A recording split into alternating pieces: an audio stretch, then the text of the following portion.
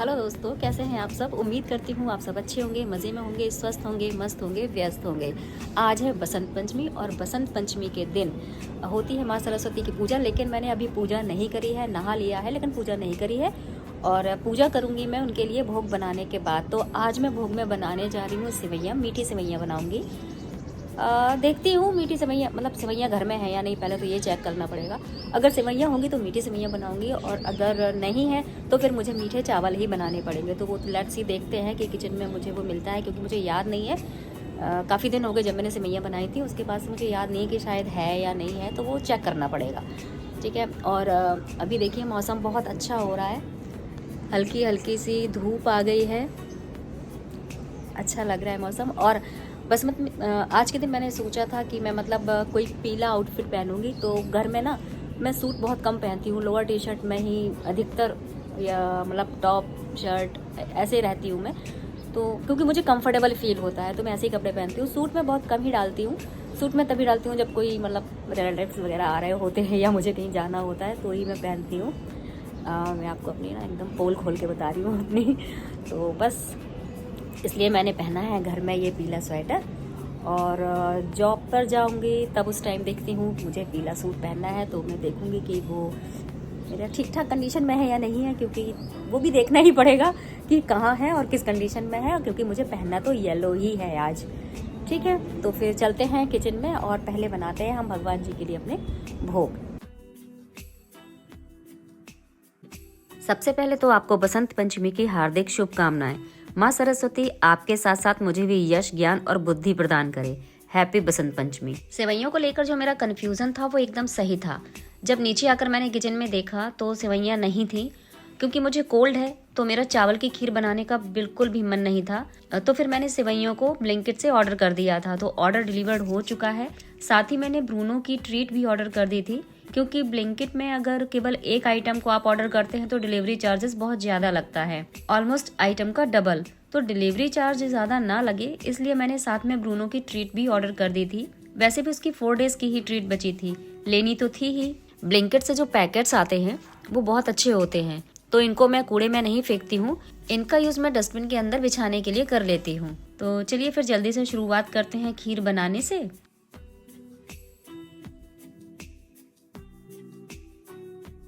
कढ़ाई में 1 चम्मच घी डालकर मैंने ड्राई फ्रूट्स को रोस्ट कर लिया है, और रोस्टेड सेवैयाँ थी तो इनको भी मैंने ड्राई फ्रूट्स के साथ ही घी में चला लिया है। पैकेट ओपन करने के बाद इनको मैंने एक स्टील के बड़े डब्बे में रख लिया है। सेवैयाँ भी घी में थोड़ा सा रोस्ट कर ली हैं। जब ड्राई फ्रूट्स और सेवैयाँ अच्छे से रोस्ट हो गए थे, ब्राउन हो गए, तो इसमें डाल दिया है मैंने दूध और इनको पकने के लिए छोड़ दिया है। दूध कढ़ाई में डालते टाइम जो गैस स्टोव पर दूध के छींटे हो गए थे तो उनको भी मैंने तुरंत ही क्लीन कर दिया है, क्योंकि एक बार स्टोव पर कोई चीज गिरकर ड्राई हो जाए तो फिर उसको क्लीन करने में, वाइप करने में एक्स्ट्रा टाइम लग जाता है, जो कि मॉर्निंग में तो मेरे पास बिल्कुल नहीं है। तो साथ ही साथ मैं काउंटर टॉप पर या गैस स्टोव पर कुछ भी गिरा है उसको साफ करती जाती हूँ। ये मेरी एक स्ट्रॉन्ग हैबिट बन चुकी है। अपने आप ही क्लीनिंग क्लॉथ मेरे हाथ में आ जाता है और बस मैं काउंटर टॉप को वाइप करने लग जाती हूँ।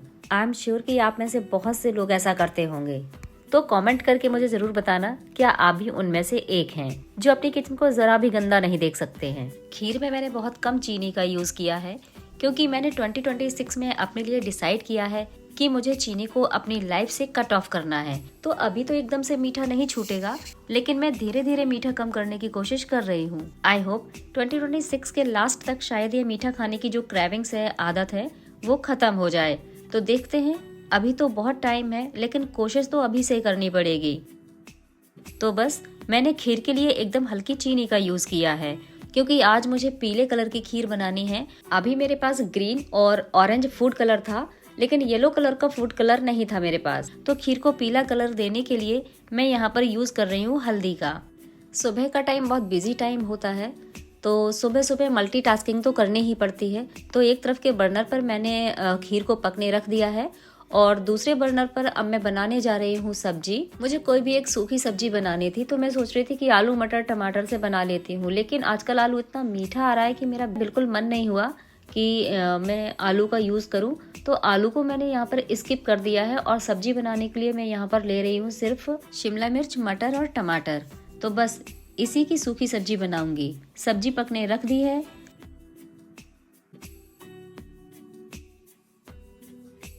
खीर में अच्छे फ्लेवर के लिए मैं छोटी इलायची को क्रश करके डाल रही हूँ।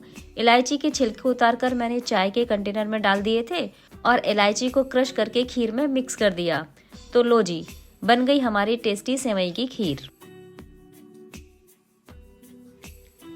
गैस को बंद कर दिया और अब जो बर्तन सिंक में पड़े थे उनको रिंस करके अलग रख रही हूँ।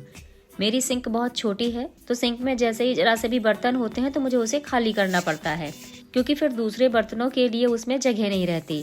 तो मैंने बर्तनों को रिंस करके अलग रख दिया है। और ये जो आप बड़ी सी प्लास्टिक की ट्रे देख रहे हैं, ये मेरे कृष्णा यानी रैबिट की है।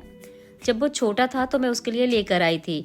मेरे बेटे की स्कूल फील्ड में छोटी छोटी घास थी, वो वहाँ से घास लाकर इसी में रखता था। इसी में बैठकर कृष्णा घास खाता था। तो अब वो नहीं है, उसी की ये ट्रे है जो मैं अब गंदे बर्तनों के लिए यूज़ कर लेती हूँ। डिश वॉशर में बर्तनों को लगाने से पहले बर्तनों को मैं रिंस जरूर करती हूँ, ताकि जो फूड पार्टिकल्स हैं वो डिश वॉशर में कहीं किसी जगह पर स्टक ना हो।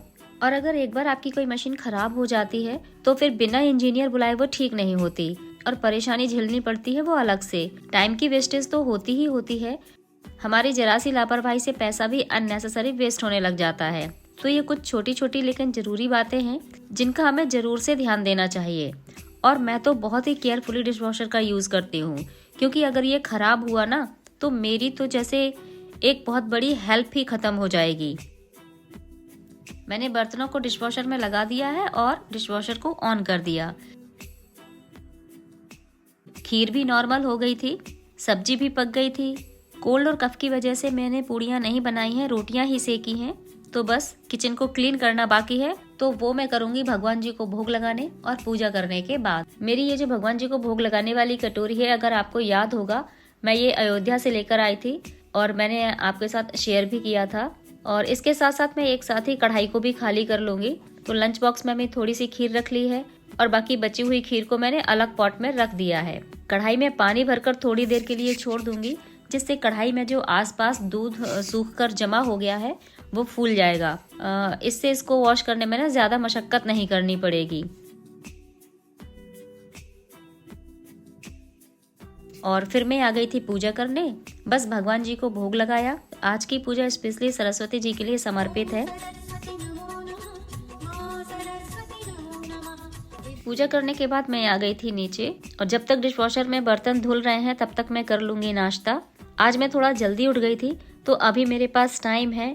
तो आज मुझे लगाना है नीचे वाले स्टेयर्स और गैलरी का पोछा, जो मैं हाथ से ही लगाने वाली हूँ। किचन का सारा काम निपट गया था। नाश्ता करने के बाद अब मैं काउंटर टॉप, गैस स्टोव को क्लीन कर रही हूँ। कल रात को मैंने चने और साबुत मूंग दाल को भिगोकर रखा था। उसको स्प्राउट बनने के लिए मैंने स्प्राउट मेकर में रख दिया है, और कल के लिए मैंने अभी सुबह के टाइम ही बादाम भी भिगोकर रख दिए हैं, क्योंकि कई बार ये छोटे छोटे काम और छोटी छोटी बातें हमारे दिमाग से स्किप हो जाती हैं। तो बस अब मैं किचन के काम से एकदम फ्री हो चुकी हूँ। सारा काम निपटाने के बाद भी अभी मेरे पास 15 मिनट हैं, तो इतना टाइम मेरे लिए स्टेयर्स और गैलरी का पोछा लगाने के लिए काफ़ी है। जैसा कि मैंने आपको पुराने वीडियोस में भी आपके साथ शेयर किया है कि मैं अपने घर के किसी न किसी एरिया का पोछा एक दिन हाथ से ज़रूर लगाती हूँ, क्योंकि मॉपिंग से क्लीनिंग मुझे ज़्यादा पसंद नहीं आती है। हाँ, मॉप से जल्दी पोछा लग जाता है, डेली लग जाता है, लेकिन क्लीनिंग उतनी अच्छी नहीं होती है। इसलिए मैं डेली एक जगह का पोछा हाथ से ज़रूर लगाती हूँ। पोछा भी लग चुका है और आज के सारे काम टाइमली कंप्लीट हो चुके हैं।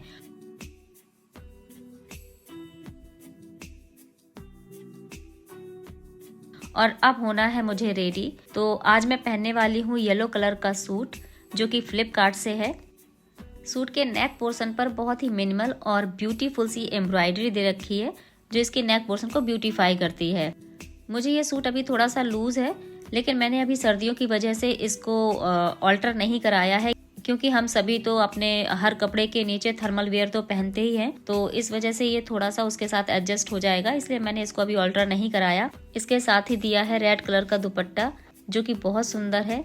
ये दिखने में बहुत हैवी लग रहा है लेकिन एकदम हल्का है, लाइट वेट है और बहुत ही ज़्यादा सुंदर है। अगर आपको ये सूट पसंद आ रहा है तो मैं इसका लिंक आपको डिस्क्रिप्शन में दे दूंगी, आप वहां जाकर चेक कर सकते हैं। ओवरऑल पूरे सूट का लुक बहुत प्यारा है। तो दोस्तों ये था मेरा आज का Basant Panchami dedicated vlog. I hope आपको पसंद आया होगा। अगर पसंद आया है तो चैनल को लाइक, शेयर और सब्सक्राइब जरूर करें। मिलते हैं नेक्स्ट व्लॉग में। Till then bye bye, always stay happy and healthy.